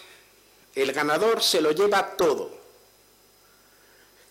¿Quién era mejor futbolista, Di Stéfano o Cristiano Ronaldo? No lo sé. Pero Cristiano Ronaldo cobra al mes lo que Di Stéfano en toda su vida. ¿Por qué? Pues porque gracias a los sistemas de comunicación, a Cristiano le pueden ver 1 millón de personas más al mes sin que se note, gratis, el coste marginal es 0.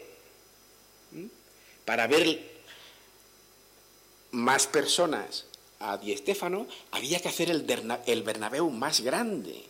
Son economías completamente diferentes. En una economía digital, el que gana se lo lleva todo, no reparte. La sociedad real, y siento que me salga el estadístico con estos gráficos, es una mezcla. Tiene una parte analógica y una parte digital. La digital va creciendo, pero nunca va a reemplazar a toda la parte analógica. O sea que estamos... Aquí lo que antes era una campana de Gauss, los economistas usamos distribuciones de tipo Pareto o lognormales para ver cómo se distribuyen las rentas, ¿no? Entonces, la campana picuda que tienen ustedes ahí, que se parece a una campana de Gauss, eso sería la distribución analógica, en donde la moda, que es el salario más frecuente, la mediana es el que tiene tantos a la derecha como a la izquierda, y la media están muy cerca. En la campana de Gauss coincide.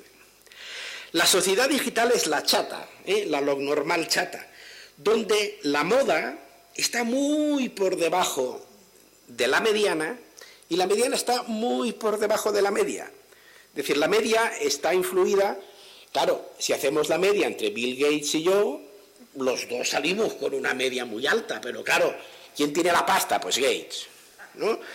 O sea que en esta sociedad las cosas funcionan distinto. Y no es casualidad que entre la globalización y la digitalización, hasta sociedades extremadamente reacias a la protección social hayan desarrollado redes de protección social muy grandes y muy potentes. ¿Por qué? Porque la sociedad digital deja descolgada a mucha gente, como lo hace la globalización. ¿Qué educación para la sociedad digital? ¿Qué tienen en común el jefe de Amazon, Jeff Bezos, Larry Page y Sergey Brin, los jefes de gente que tenemos en el auditorio, Jimmy Wales? Al parvulario fueron a un Montessori. Aquí mucha gente no sabe lo que es un lognormal, pero todos saben lo que es un Montessori. Fueron a un Montessori.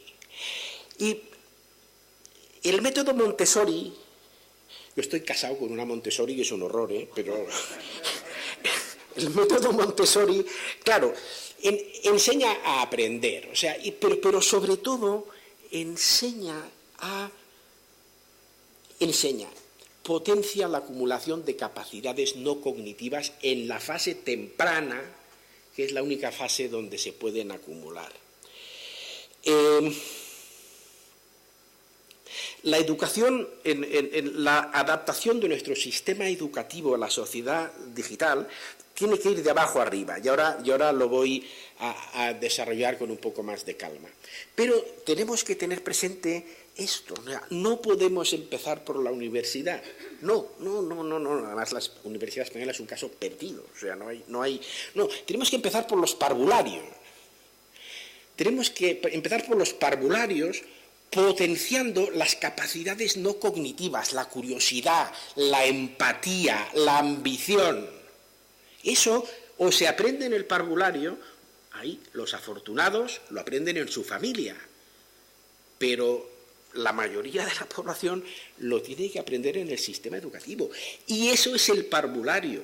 Aquí en España hay experiencias interesantísimas. Les recomiendo a ustedes que busquen por internet lo que se está haciendo en el sistema de parvularios municipales de la ciudad de Lleida.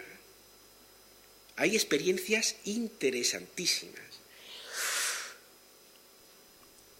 Claro, ¿qué sentido tiene ir a la escuela a que te den clase? Es que no tiene ninguno. Si hay alfabetización digital, las mejores clases las tienes en casa, en el ordenador. Se le ha olvidado mencionar a Francisco que en el curso de inteligencia artificial de Sebastian Thrun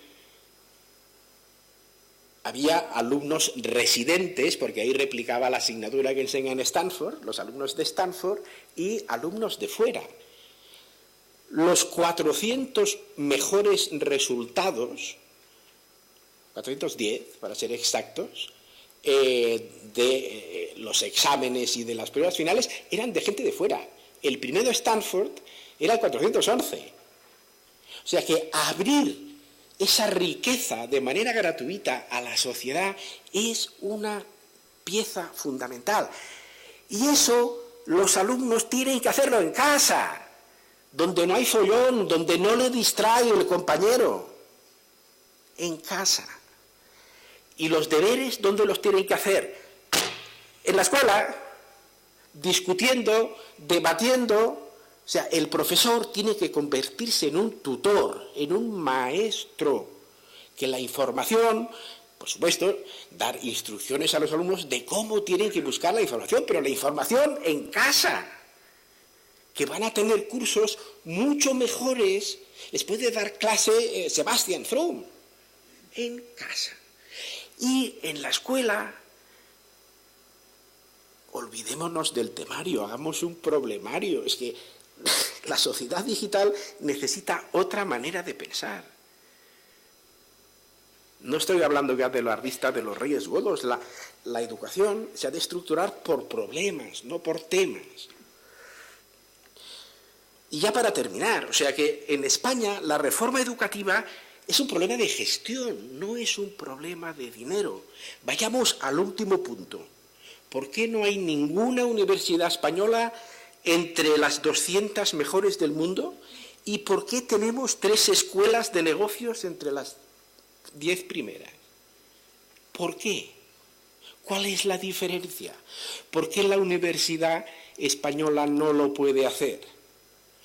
¿Qué tienen las escuelas de negocios que no tenga la universidad? 2 cosas: competencia y meritocracia. Y los españoles, a la que nos dan competencia y meritocracia, somos buenísimos. Miren el deporte. ¿En qué se distingue el deporte? Es meritocrático y hay una competencia feroz. Y somos de los mejores. Miren las escuelas de negocios. Competencia y meritocracia. 3 entre las 10 mejores. En la universidad no hay ni meritocracia ni competencia. Al montón. Al montón. No es un problema de dinero. Hay que introducir competencia en el sistema educativo. Y meritocracia. Aquí en Madrid se empezó a hacer bien. Evaluar a los centros por resultados, publicar los resultados. Nos hemos quedado tímidos. Ahí no todas las escuelas tienen el mismo entorno social y hay que corregir por eso, pero hay que incentivar económicamente a los profesores de las escuelas que lo hagan mejor.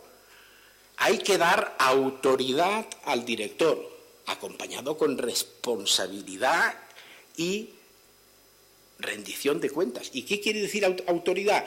Que haya una parte variable del salario que la decida él. Es que las empresas privadas funcionan así.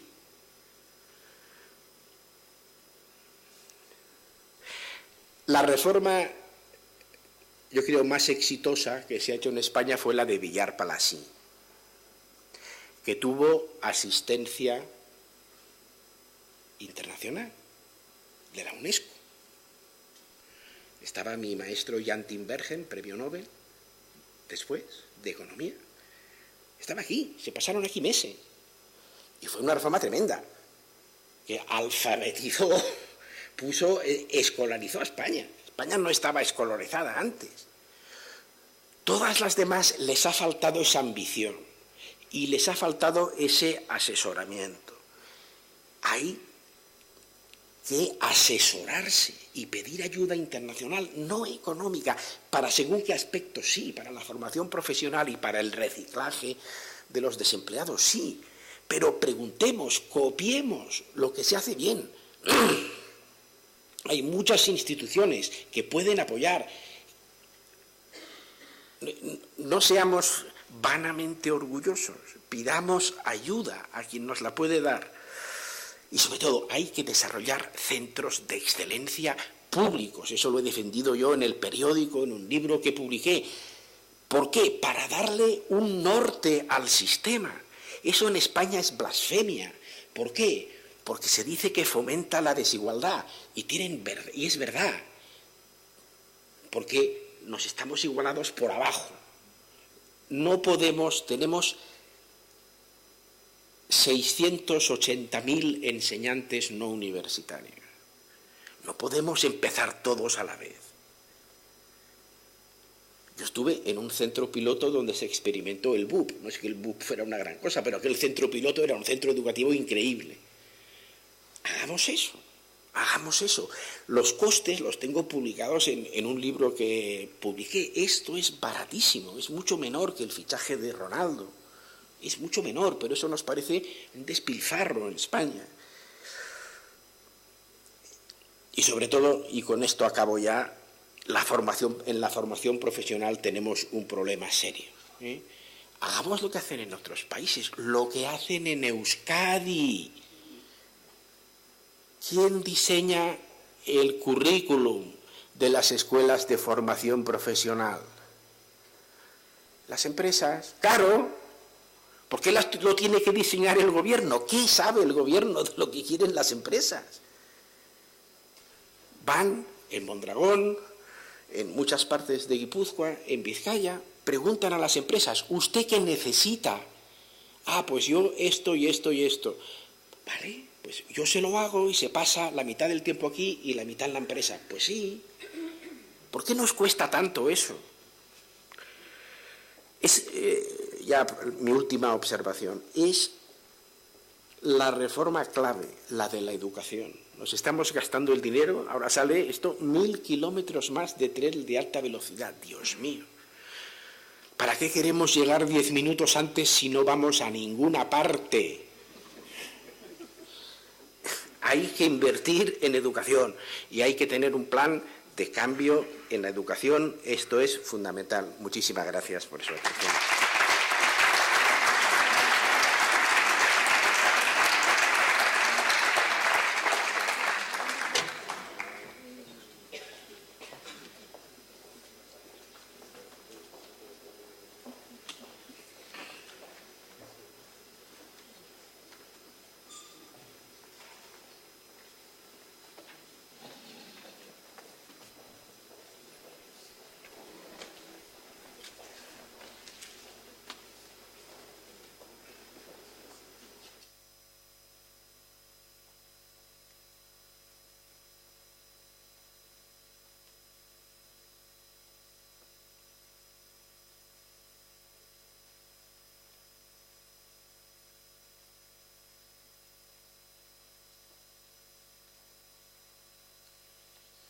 Bien, buenas noches a todos y a todas, y creo que han sido 3 exposiciones magníficas. Sí, ahora. Decía que buenas noches a todos y a todas, y creo que han sido 3 exposiciones magníficas, muy clarificadoras, cada una de una perspectiva distinta, y que creo que además han generado una acogida muy receptiva por parte de todos, porque además incluso han planteado pocas dudas, con lo cual, digamos, insisto en el término clarificador. Hay 3 preguntas que voy a trasladar a los ponentes. Por orden de intervención, la primera es de Carlos Utrera Infante, de la Inspección de Educación de aquí de Madrid, a Francisco Ruiz Antón. Dice que su exposición ha aludido a Salman Khan y su propuesta de educación democrática y gratuita online para todos. Le gustaría a Carlos Utrera conocer su opinión sobre las teorías de la desescolarización y, en concreto, las posturas clásicas de desescolarización y, en concreto, las posturas históricas defendidas por Ivan Illich y autores similares. Desconozco esas teorías porque no soy un experto en la educación. Sí que lo que creo y es el mensaje que siempre repetimos de la compañía, es que las nuevas tecnologías lo que precisamente permiten es la democratización de la educación. Lo que permite es hacer accesible la educación a muchísimas personas que no lo tienen. Este es el mensaje que siempre transmitimos, la importancia de, primero, en primer lugar, facilitar el acceso en zonas en las que no es factible, no es posible. De hecho, nosotros estamos trabajando, y sabéis que Facebook también lo está haciendo y otras compañías tecnológicas, en facilitar que en zonas donde no hay acceso a Internet se pueda tener acceso para permitir que esas personas en países en vías de desarrollo puedan tener acceso a las redes y, por tanto, a la educación. Pero desconozco esas teorías porque no soy un experto en educación. De acuerdo. Muchas gracias.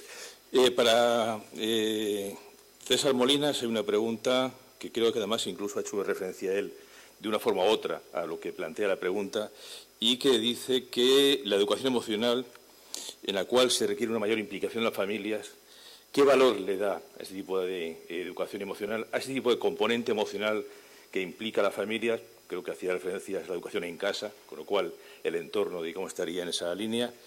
Y bueno, ¿qué aporta, digamos, qué podría aportar la tecnología en ese ámbito de todo lo emocional?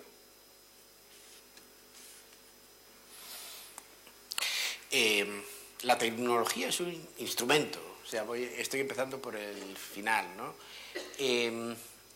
Yo creo que la parte emocional viene más por el contacto humano, aunque pueda utilizarse la tecnología como instrumento, que por la tecnología en sí. El día que hagamos inteligencia artificial de verdad, ya veremos. O sea, vean ustedes la película Her y se harán una cierta idea de lo que quiero decir, pero eso estamos relativamente lejos, ¿no? Quiero decir, hay la imagen, yo creo, equivocada, porque conozco a mucha gente, de que la gente del mundo digital es gente emocionalmente analfabeta, porque se pasan mucho tiempo delante de las máquinas y tal, y yo creo que no es así. O sea, la parte emocional es muy importante en una etapa primaria en la familia, pero luego la familia necesariamente, porque es ley de vida, va delegando en la escuela, y es el contacto con compañeros y con maestros donde tiene un papel realmente muy, muy importante. Recordemos que eso para los intereses sindicales de los enseñantes pues puede no resultar muy conveniente, pero como método de forzar o de apuntalar mayor integración y mayor igualdad de oportunidades, se recomienda que el sábado sea jornada escolar.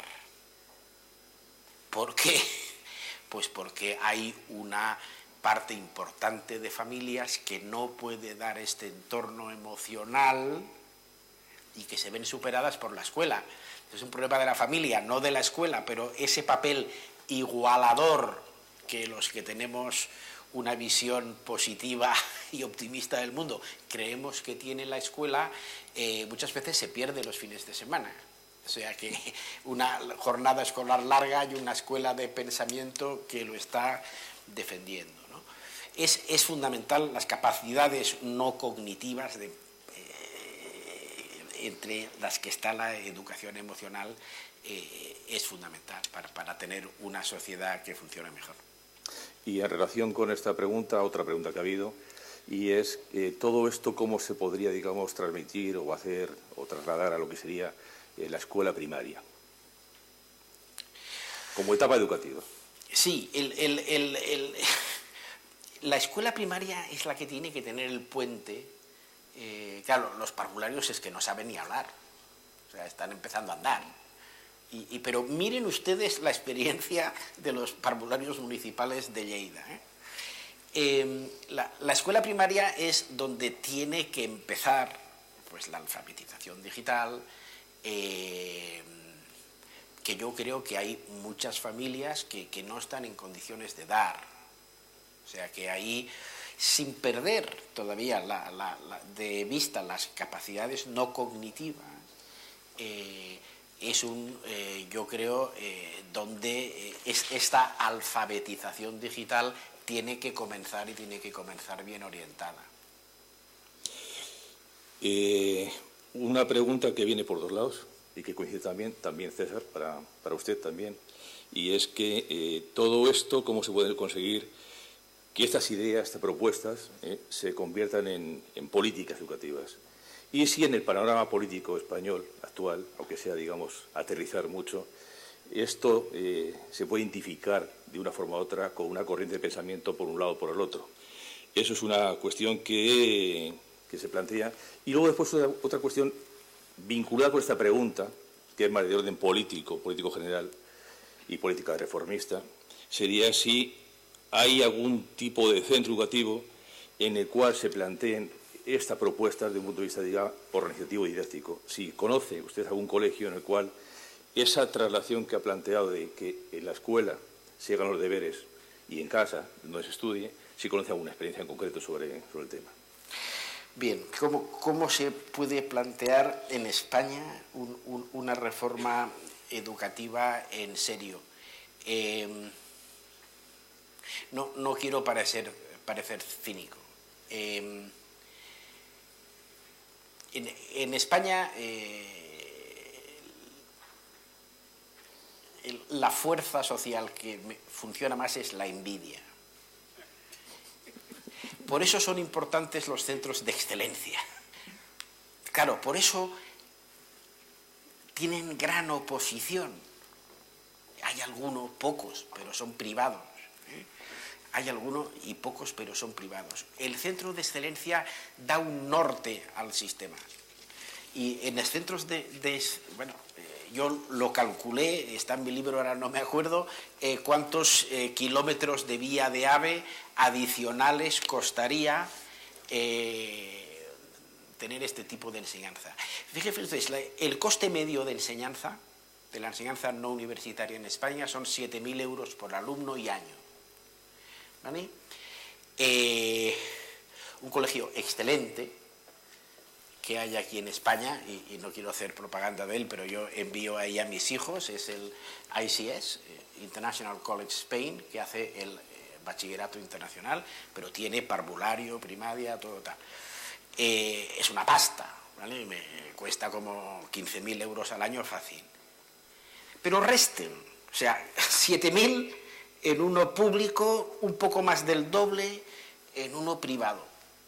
Si generalizáramos esto, saldría mucho más barato. Una última observación. ¿Cuál es la ventaja de un privado? Que tiene un control externo. O sea, ahí los exámenes, quiero decir, no se hacen exámenes hasta el último, que se hace un examen final muy, muy grande, pero los trabajos que hacen los alumnos, hay una muestra que va a Ginebra y allí se lo miran y allí hacen recomendaciones a los profesores. Tenemos que empezar por ahí. Sí. Continuando con la pregunta que hacía Pepa Benavent, periodista, si conoce algún colegio en concreto que... Bueno, he citado uno. No, aquí ha habido, vamos a ver, aquí hubo en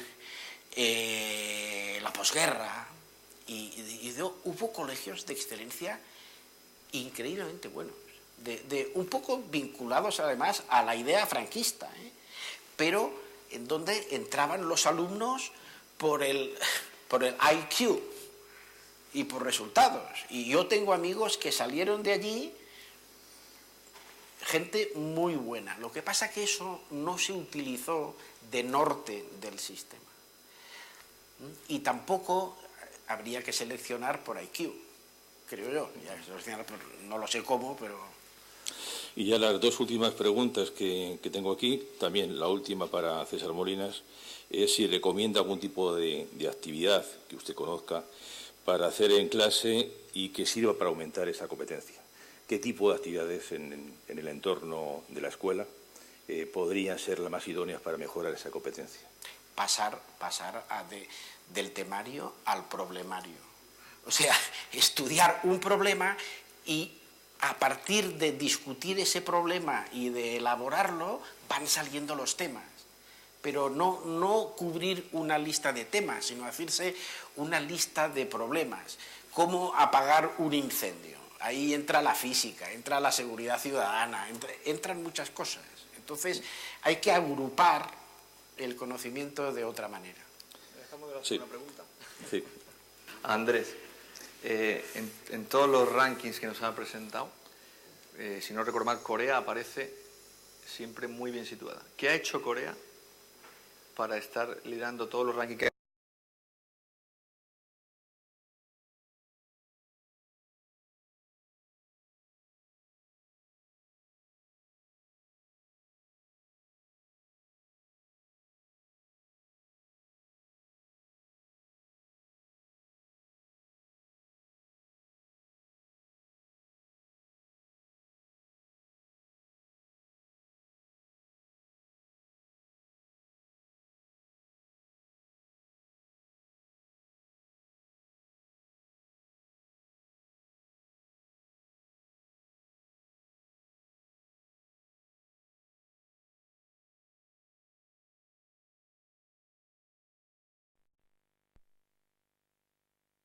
Tomar clase en la casa y hacer la tarea en la escuela. Bueno, los alumnos tienen acceso a toda esta información en la casa, pero están usando las computadoras no para tomar clases, las están utilizando para navegar en las redes sociales. Entonces eso hay que hacerlo, hay que dirigirlo de alguna manera, y en esta dirección, para darle estructura a este tipo de intervenciones, el sistema educativo es fundamental. Entonces una de las cosas que en términos generales está pasando en Corea es que los maestros se sienten más cómodos para utilizar este tipo de tecnologías para fines educativos. ¿Por qué se sienten más cómodos? Lo mismo que aplica en términos generales, porque aprendieron en algún lado a utilizar y a potenciar el uso de estas herramientas para obtener resultados de aprendizaje. Y no podía ser. Perdón. Sí.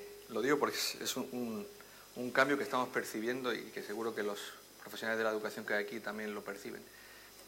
Hace solo unos años los chavales iban al colegio y encontraban un ordenador, redes de acceso que quizá no tenían en casa. Y ahora resulta que en casa tienen mejores dispositivos, mejores hardware y mejor acceso que en la escuela. Entonces, quizá por eso se encuentran en un mejor entorno en casa para trabajar con habilidades digitales que en la escuela. No sé si...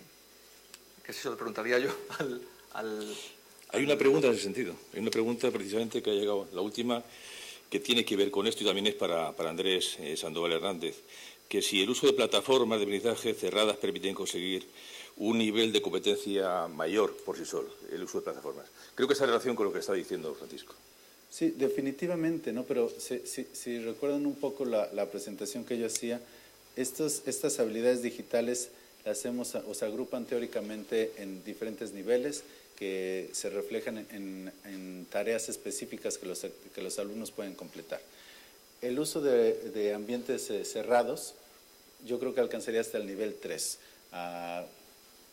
Encontrar información, compartir información, generar productos de información, pero estamos dejando fuera todo el potencial que tiene el Internet, ¿no? Y que ese requiere de otro tipo de habilidades para poder utilizarlo de manera efectiva. Hay información, pero hay que saber, hay que demostrar pensamiento crítico para poder utilizarla.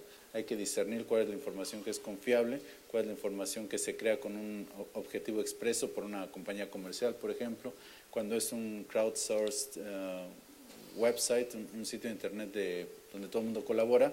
Bueno, también hay que saber distinguir cuál es la información que es verdadera, que es confiable, que se puede utilizar y cuál es la que no se puede utilizar. Y encima de todo eso hay que hacerlo de una manera segura, ¿no? Un ambiente cerrado en una escuela es bueno, pero no alcanza a cubrir todos los niveles, todas las habilidades que son necesarias para desenvolverse de manera eficiente en la sociedad del conocimiento, como también se ha dado en llamarle, ¿no? Sí. Andrés, otra pregunta ya última, y es que si se ha valorado, se ha analizado el impacto sobre la salud que tiene en el chico, en la chica, permanecer mucho tiempo delante de una pantalla trabajando en un sistema digital. No como parte de este estudio, no, pero una de las bondades que nos dan este tipo de estudios es, por un lado, la comparación. Alguien decía, ahora lo que toca es analizar en específico los casos de los países y ver qué están haciendo exactamente, cómo son los programas educativos de los maestros en Corea y qué partes de esas tienen sentido y son relevantes para adaptarlas en España, por ejemplo, ¿no? Porque no podemos copiar el modelo completo, ¿no? Las cosas suceden en un contexto determinado, hay que hacerlas. hay que tomar lo que se puede, lo que tiene sentido retomar. Y la otra parte es que estos datos se pueden pegar para análisis estadísticos, para análisis cuantitativos, se pueden pegar con datos que vienen de otras fuentes, ¿no? Por ejemplo, esta es una pregunta interesante, ¿no? ¿Se relaciona de alguna manera el tiempo que los alumnos pasan en la computadora con la salud? Hay otras bases de datos que reportan los niveles de salud o probablemente los porcentajes de la población que están afectadas por cierto tipo de enfermedades, y por el otro lado tú tienes este estudio que te dice para los alumnos que en promedio tienen 13 años de edad, cuánto tiempo pasan utilizando las computadoras, ¿no? Entonces pues, se pueden pegar estas dos fuentes de información y obtener conclusiones, ¿no?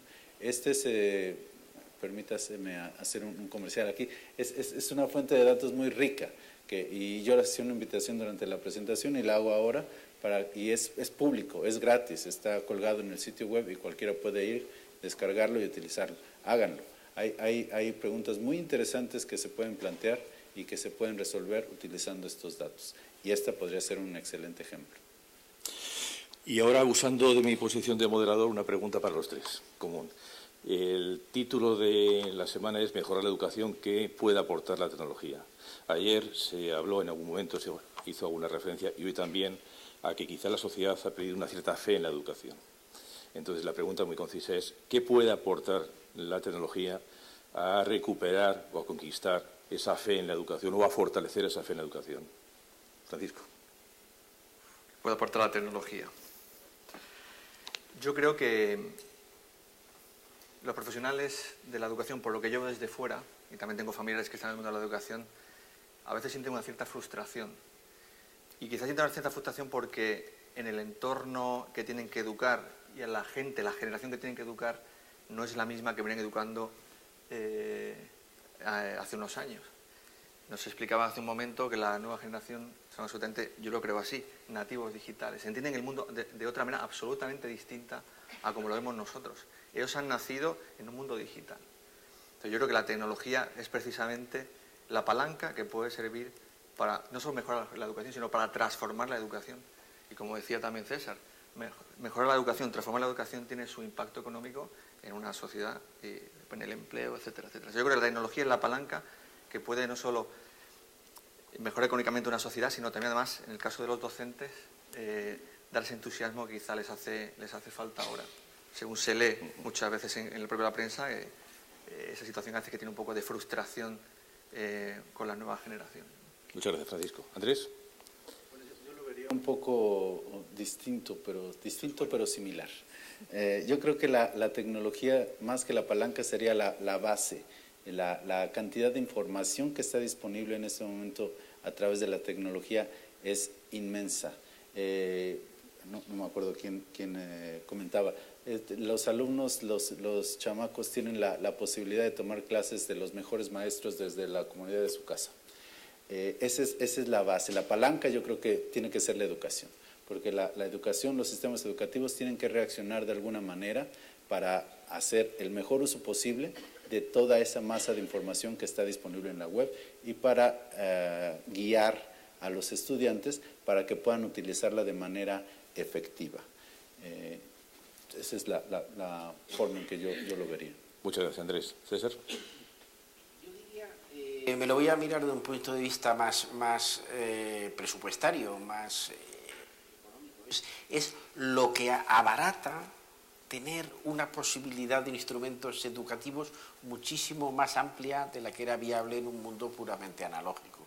O sea, tienes acceso a la información, tienes acceso a formación, tienes acceso a muchísimas cosas. O sea, esto sí que es tirar las paredes de la escuela de verdad.